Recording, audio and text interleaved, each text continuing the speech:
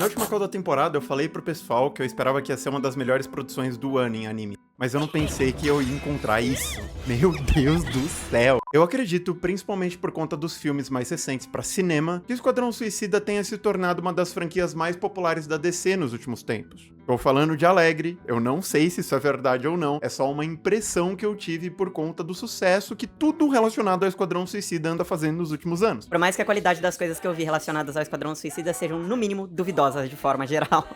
No entanto, esse anime do Esquadrão Suicida me surpreendeu bastante, inclusive nesse sentido. A história começa com a Arlequina e o Coringa promovendo o caos daquela forma sensacional, como a maioria das outras histórias que envolvem os dois acabam fazendo. O volante, a marcha, a ré e o freio do carro eram movidos pelo teclado que o Coringa tava tocando. Eles botaram bomba na galera, explodiram um prédio, saíram correndo. Aquela coisa toda, eles querem mudar o mundo da forma maluca deles. No entanto, no meio do caminho eles foram emboscados por agentes especiais do governo, e pra variar, o Coringa consegue fugir sem a Arlequina. A Arlequina acaba sendo presa naquela prisão especial pra maluco, que inclusive lembra bastante Arkham. Eu não sei se é, mas lembra bastante.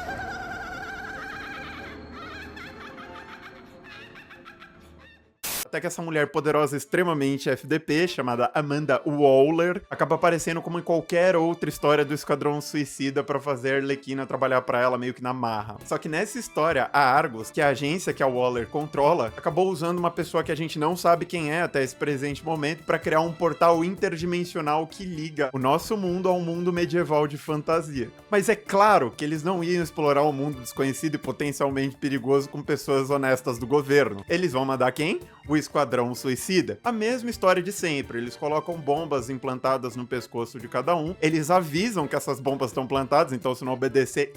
e acabam mandando essa galera pro mundo medieval de fantasia. Então esse anime, basicamente, consiste numa versão isekai do Esquadrão Suicida. Só que os personagens centrais dessa história, Arlequina, Pistoleiro, Homem-Argila, etc., não estão familiarizados com a ideia de isekai. Então se você já é uma pessoa um pouquinho mais letrada em animes, você vai morrer de dar risada, porque os personagens, como eles são americanos, eles não têm muita noção do que é um isekai. Fala isekai, a Arlequina fala, que? A comparação que eles fazem é tipo com Alice no País das Maravilhas, com o Senhor dos Anéis, com Game of Thrones, eu acho muito bom. Por mais que seja um anime original inspirado no Esquadrão Suicida, dá pra sentir muito da influência ocidental. Afinal, pra começo de conversa, o Esquadrão Suicida ele é ocidental. Além disso, você tem diversos detalhes muito interessantes relacionados ao enredo. É raríssimo a gente ver animes como Drifters, por exemplo, onde a barreira linguística realmente é um empecilho pros personagens centrais da história. Normalmente a pessoa já é transportada ou reencarnada com uma espécie de tradutor automático no cérebro, sabe? E no caso do Esquadrão Suicida, a gente só vai ter um tradutor no episódio 3, então eles levaram isso muito a sério, eu achei isso bem legal.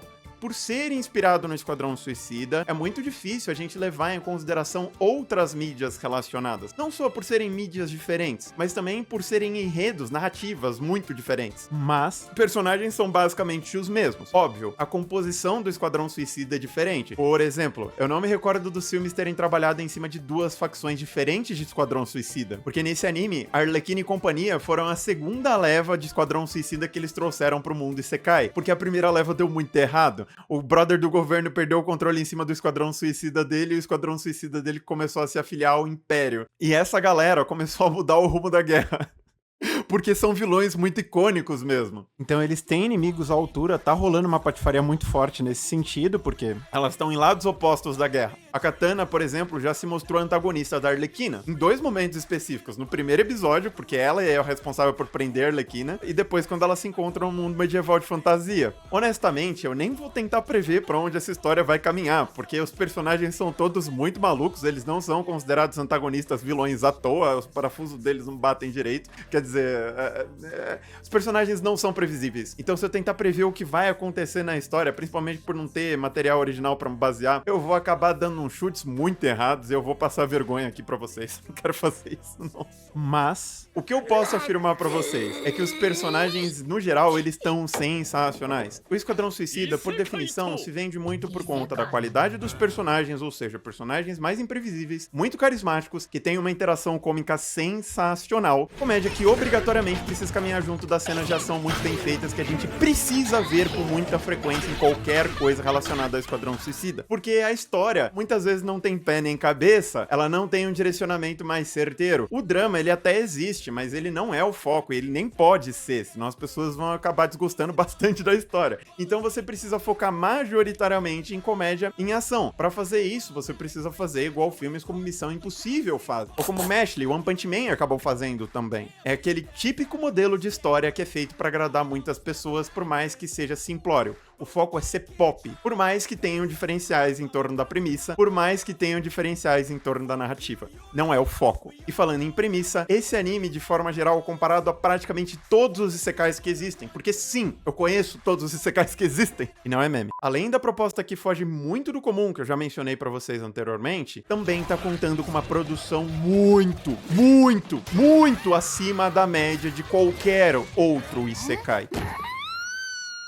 Tá bom, foi exagero da minha parte, eu me empolguei. Ainda é um dos isekais mais bem produzidos que a gente tem atualmente no mercado, mas existem alguns isekais com produção que no geral é similar ou até mesmo um pouco superior a desse anime, como Eminence in Shadow, Mushoku Tensei e até mesmo Kobayashi, que também é um isekai, por mais que muitas pessoas tenham vergonha de admitir. Deixando claro que a produção não é perfeita, até porque perfeito é uma palavra muito infeliz, porque o ser humano tá longe de ser perfeito, imagina as coisas que a gente cria, mas pelo menos até o episódio 3, que é o momento que eu tô gravando esse vídeo pra vocês, a produção está excepcional. A direção tá muito boa, a animação tá de tirar o chapéu, o que é muito importante pra um anime focado em ação. Eles estão usando CGI também, um CGI melhor do que o Ichi costuma usar, mas ainda é um CGI meio desconfortável pra vista. Mas fora isso, a qualidade do áudio, por mais que seja uma coisa que as pessoas não dêem muito valor, está excepcional. A trilha sonora tá muito boa, a qualidade dos dubladores de maneira geral é incrível e eu já falei isso na da temporada também, mas essa random que tá dublando a Arlequina, eu não sei exatamente onde eles acharam ela, mas ela tá fazendo uma voz muito característica que tá carregando muito a personagem. Da mesma forma que em séries e filmes pra cinema, você precisa ter atores muito competentes, principalmente quando o foco não é no plot, no enredo, no anime funciona da mesma maneira. A diferença é que as expressões faciais, os gestos dos personagens são responsabilidade principalmente da direção e dos animadores. Da mesma forma que a qualidade da expressão verbal dos personagens depende muito da qualidade do dublador.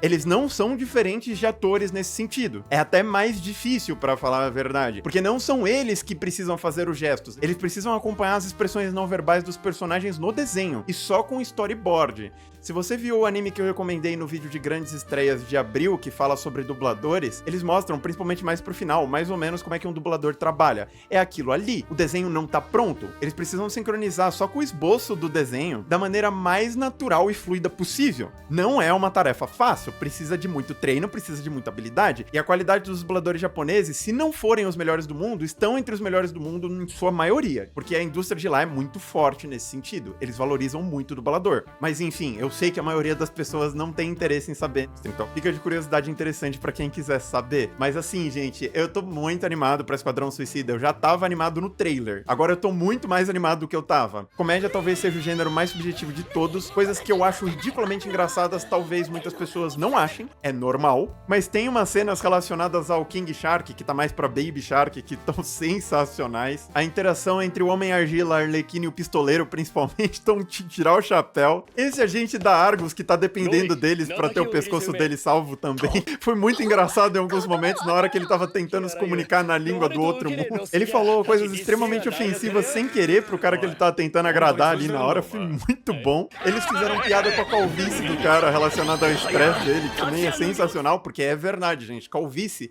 tem muito a ver com estresse, sim.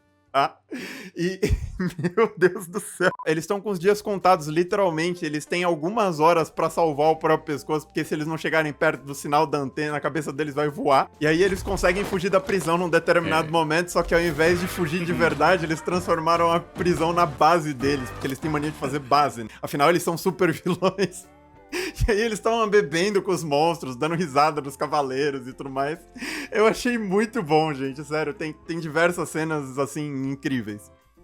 Além das referências que eu citei no começo do vídeo, você tem diversos momentos como esse que fazem muito sentido. Sabe o pistoleiro falando, não, o cara que tá do lado do Império, ele é meu amigo, a gente foi companheiro de prisão, eu ajudei ele em vários momentos, que não sei o quê. E aí mostram um flashback da interação dele, e ele foi o principal responsável por tornar a vida do rato na prisão um inferno. Ele achava que ele tava sendo firmeza, mas ele era o maior bully do cara na prisão. Então, gente, que incrível, sério. Que incrível. Se você não gostar, ou se você tentou ver e não gostou, deixa aqui nos comentários pra mim saber. De verdade mesmo. É um anime que com certeza você pode gostar sim. Só não esperem uma história muito complexa, só não esperem um negócio muito elaborado pra você tirar diversas mensagens de vida, refletir sobre a existência do ser humano. Não, não é isso. Eu sei que tem pessoas aqui no canal que prezam muito por isso, mas, gente, desculpa. Vocês são uma minoria, esse negócio é pop, é pra vender pra maioria. A maioria não liga pra essas coisas, ou pelo menos não muito. Então, de verdade, se você quiser ver por entretenimento puro, vai ver porque praticamente não tem erro.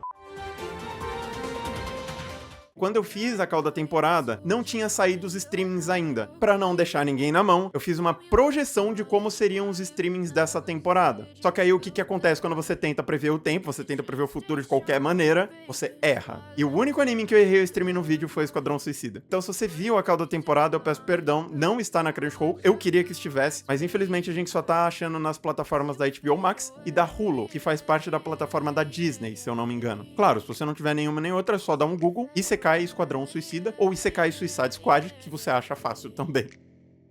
Yeah, I'm about to fade away, 'cause every time I wake up I feel like it's